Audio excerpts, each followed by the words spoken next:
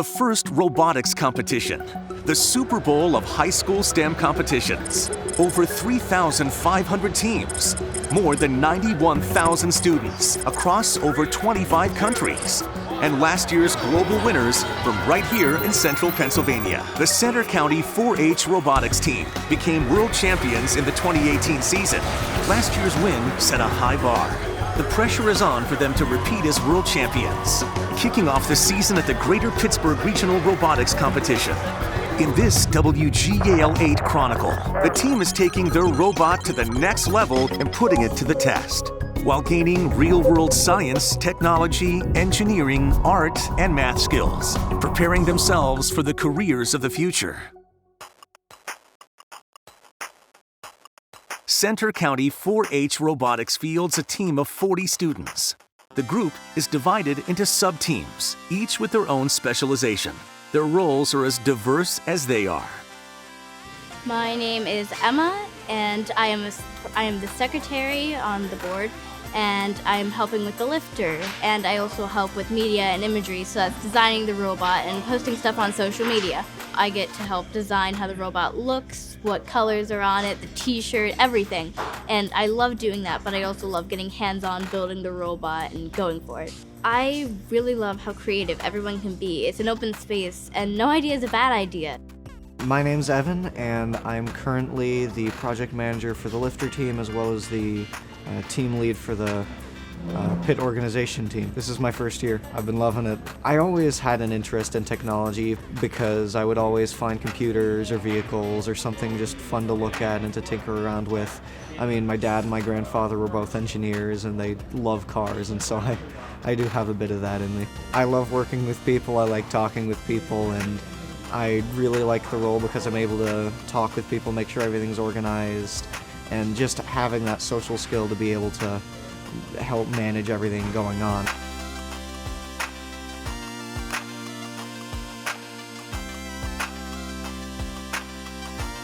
So my name's Tate. I am primarily doing mechanical things. I'm also the lead for scouting at our competitions. I'm coming up on my second year now. I was here last season and a little bit before that, actually. I have been interested for a long time. My dad's an engineer, and so I kind of always had that kind of like working on cars and really mechanical things. But I think when I came here, it made me want to pursue it all the more. And made me want to actually like look into what types of engineering are there, like what things would I actually like to do. So it's been a really unique opportunity to be able to investigate more of what I love and like branch off a little bit in some different aspects of how I can do it better, and is there anything else that I really like to do in that kind of engineering field. My name is Molly. I'm involved with the lift team this season. Ever since I was younger, I've always wanted to be some sort of engineer when I grow up, so I figured this would be a good start to learn stuff. But I just knew that people were just out here building robots. I thought that was so cool. I'm Abby, and I'm part of the lifter team. This is my first year on this team. When I moved here, I heard that they had a team here, and I was like, oh, I really want to do that because I'm really into Legos. In my opinion, it's the team aspect of it, where there's all people like you that like to do stuff that you do, but it's also, you're all different, and being different's fun, and then you get to learn everyone's experiences, and just nice learning new things about people and making new friends in the stuff that you love to do. 4-H Robotics offers students a learning environment you won't find in a traditional high school classroom. Like a competitive sports team, these players have coaches on the sidelines. They're led by adult mentors, engineering professionals who volunteer their time to guide the students and cultivate their interest in STEAM. My name is Bill Jester, and I'm one of the mentors with Center County 4-H Robotics, one of the adult volunteers who sort of keep the students on track, keep them safe, obviously, and make sure that they're all getting the best education and best experience they can out of their participation in the club. So my name is Adam Last. I'm a mentor for the team, and I've been a mentor since 2012. Well, I was a member of the FIRST robotics team when I was in high school back in Erie, Pennsylvania. FIRST stands for Inspiration, Recognition of Science and Technology. So I think it really is an integral part of the mentor's job to increase interest, to make sure they see the potential for what they're doing. It made a huge impact on my life, so I knew I wanted to kind of pay it forward. My professional background is I'm an engineer from Penn State. I got my mechanical engineering degree. I now work for the university doing engineering, and it's really amazing how similar working there is to what we're doing here, and that this program is the best way to get kids exposed to real engineering.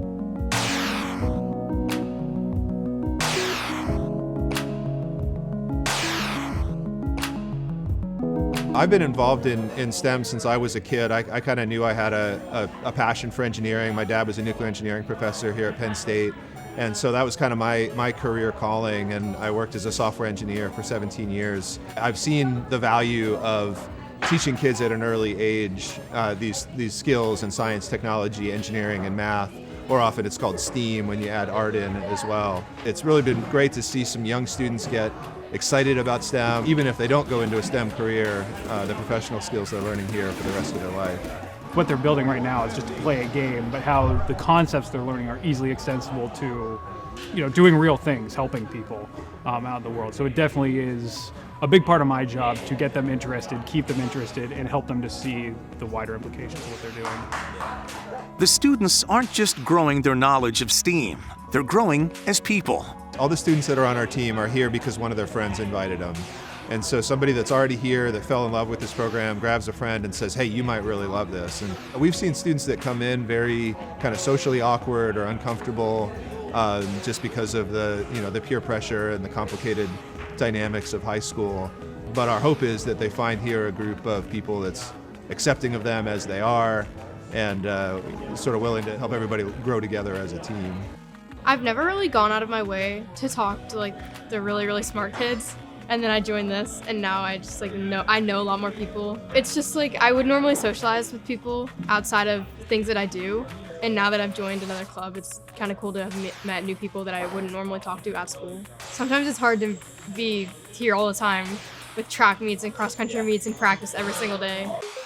What's neat about our program here is it's a very diverse group of students. When you look at the students that are writing software or building robots or things like that, very few of them, though none of them, are also on the football team or the soccer team. They sort of get the experience of teamwork and winning as a team and losing as a team, but in a context that more fits their particular giftings. But at the same time, we've also had some students that are missing soccer practice to come to these things. And so it's neat to see some kind of cross-pollination of what maybe in school might be very different tables at lunchtime and things like that.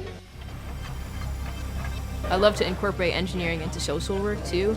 So going out to third world countries and using engineering to kind of empower them. That's kind of my ultimate vision. That's kind of my goal. That's what I'm working toward.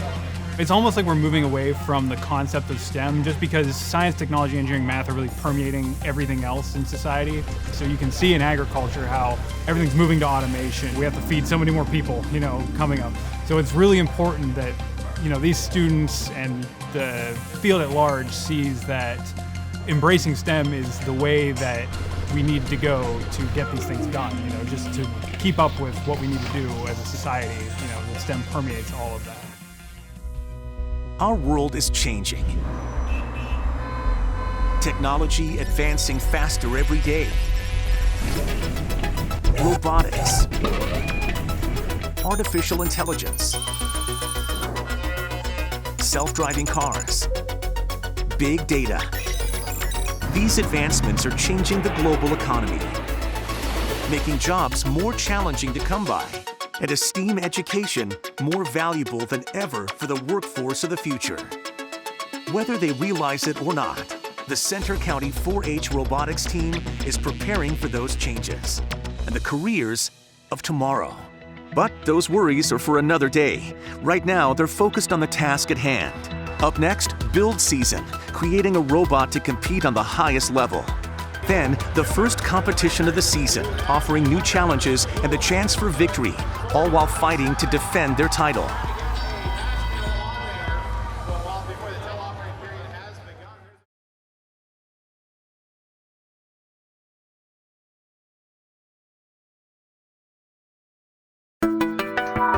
It's build season, a race against the clock. Each team has 6 weeks to design, build, program, and test a brand new robot from scratch. This year's robot is going to have more components and more complexity than our past 2 years' robots combined. Center County 4-H Robotics, Team 4027, is hard at work. They're separated into sub-teams, each responsible for a unique function of the robot, from programming to visual design. So I'm Zach Jester. I'm the president of the robotics team, sort of with a CAD lead overall, coordinating the various CAD for the sub-teams, and I lead the Gripper sub-team. And I had a decent background in robotics. Beforehand, I had worked either by myself or in groups of 2 or 3. There's a lot of room to collaborate, and then there's room for people to do everything. There are people that join because they want to come in here and build a robot, but there are also people that come here because they're really talented artists. They know how to manage a business or organization. So there's a lot of diversity in the roles people can play here. We basically broke the design and the build up into 7 different projects. We have our chassis team, so they're responsible for building the main drivetrain, the bumpers that you put on the robot for when you crash into other robots. The climber team, their job is to hoist the robot up, I think 18 inches high. The lifter team, their job is to build this 2-stage elevator with a 4-bar arm on it, which is about 5 or 6 feet up off the ground. Attached to that is our gripper that's responsible for actually grabbing and manipulating the game pieces. The electrical team, and they're responsible for making sure that all the wiring is where it needs to be, that everything gets power and signal. And then the programming team is responsible for writing all the software, so we write all Java code for all of the human controls. One of the things we always make sure to do as a team the past few years is make a robot that not only works well, but looks really cool. And so we actually have a team that we call the imagery team, and they're responsible for all of the iconography and sponsor stickers and the overall look of the robot. Basically what they're trying to do with this robot is have the ability to manipulate 2 different kinds of game pieces. One of them is a plexiglass circular hatch, and the other one is a playground-style ball that they call cargo.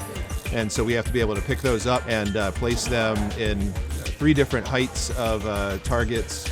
And then at the end of it, we need to get our robot to climb up to a 3rd-level platform, and that gets us a lot of bonus points at the end of the game. We're building robots, and that's pretty darn cool. Right? There's a lot of different tools I've gotten to use, different machines that I've learned how to use, stuff that'll probably help me in the future. People also just love to work with other people on giant projects. There are a lot of people here who have been really helpful in teaching me how everything works, because I was pretty clueless when I came in. With only weeks to go before their first competition, signs of trouble. 2 critical components of this year's robot, the climber and autonomous vision systems, aren't performing as well as they'd hoped. For me, the biggest challenge of being a mentor is trying to find the right balance between being hands-on and hands-off with the students. What I've been able to do, hopefully with some success here, is take some of the skills that I learned in the professional world, how to manage a project, how to manage a team, and really teach our student leaders how to embrace some of those same responsibilities. But we also want to let them learn through their successes and through their mistakes. As time expires, build season comes to an end. Center County has constructed the most complex robot they've ever assembled. But they're still ironing out the problems. The team has to have faith their robot will perform when it matters most.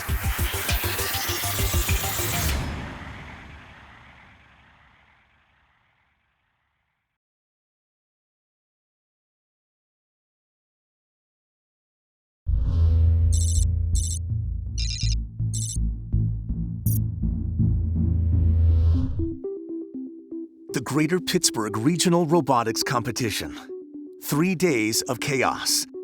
I think when people see the competitions, they see how cool it is with all the robots together doing their tasks and like everyone just working in their little, like every little piece fits together. I think a lot of people find that really cool. So I think what really draws students to this program and differentiates FIRST is 2 things. One is that FIRST models itself after sports. In the Super Bowl or any sporting event, you have a natural drama built in. And you kind of think robotics, wow, it's going to be a science fair when you go to these competitions. But when you arrive, it's really not. It's students competing, trying as hard as they can. And there's this idea of gracious professionalism where you're competing as hard as you can, but you're still interacting and trying to help the other teams too. And it's really a unique thing that can't be described. And I've had a lot of parents, their first year there, they just don't understand. They go to a competition that's completely different than anything they've ever seen.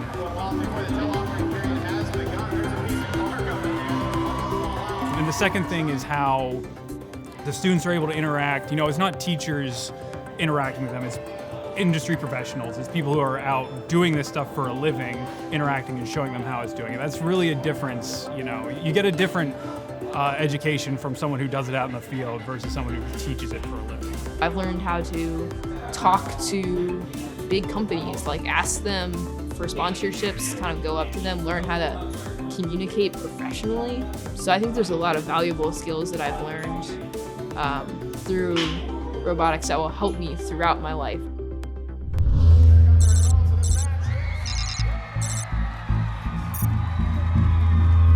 The first round of competition is here. They've built a robot from the ground up. Now it's time to put it to the test.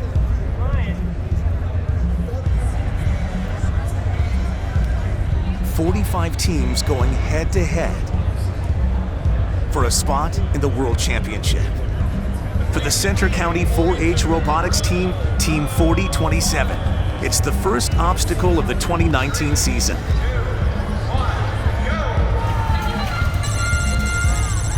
They're off, fighting to defend their title as world champions.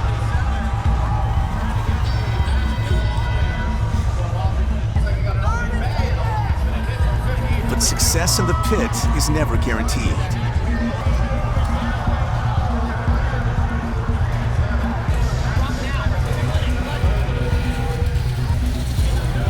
The competition is fierce. Center County is off to a rough start, dropping their first match.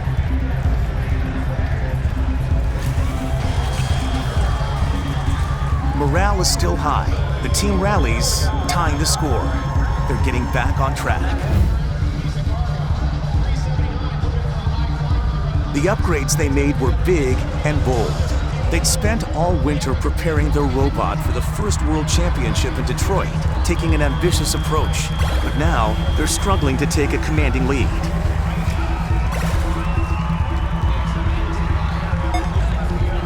They hit one stumbling block after another, even though they're on a losing streak. Center County isn't giving up. At the end of the qualifying round, it looks like it's too little, too late. Center County, Team 4027, enters the quarterfinals as a heavy underdog.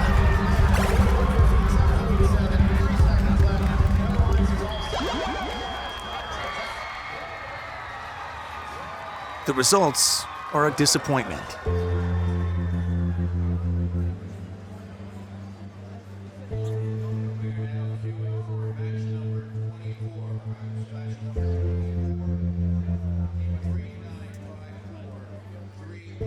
For world champions, it's a rough start.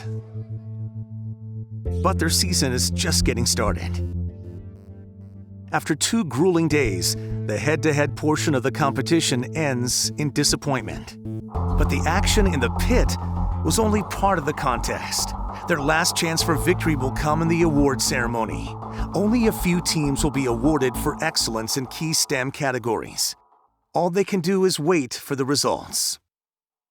The visuals of this team's robot, booth, attire, and controls show their excitement for this year's Deep Space Challenge.